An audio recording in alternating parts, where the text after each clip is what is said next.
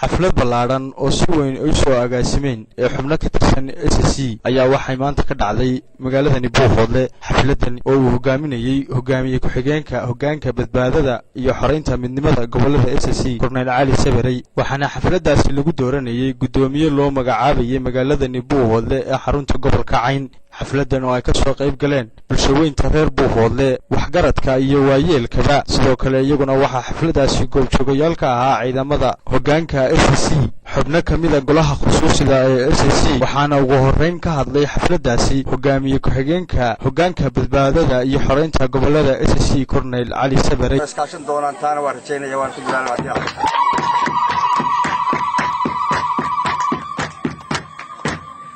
mar labaad anoo ku hadlaya afka hogaamiyaha Salabaan Ciise Axmed Kaar iyo afka maamulka SSC iyo gobolka Caynba.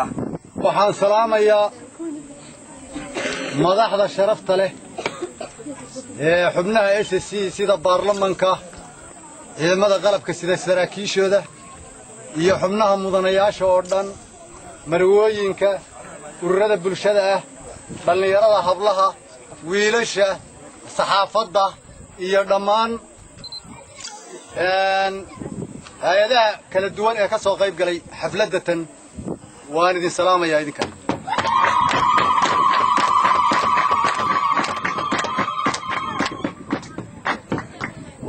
waxaan ka mahad celinayaa sida sharafta leh ee maxay ahayd loo shamxaday halka kan, iyadoo hogaamiyaha ama madaxweynaha ku-xigeenka SSC ahna maanta kusimaha madaxweynaha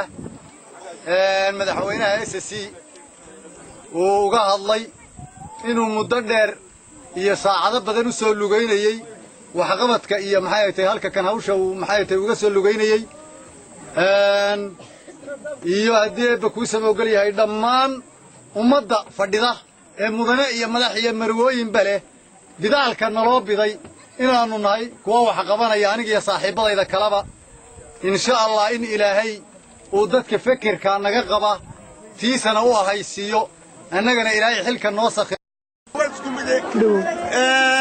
dawladda Itoobiya inaad la shaqaynayso si sharaf badan yaan ku dhaarinayaa. dawladda federaalka intaasaan ku dhaarinayaa. ma wallaahiba inaan dalkayga dadkayga derisadayda intaba diintayda daacad inaanu ahay, daacadna ugu shaqayn doono, aanan hagran doonin baa igu wallaahaya oo igu billaahaya oo igu tallaahaya.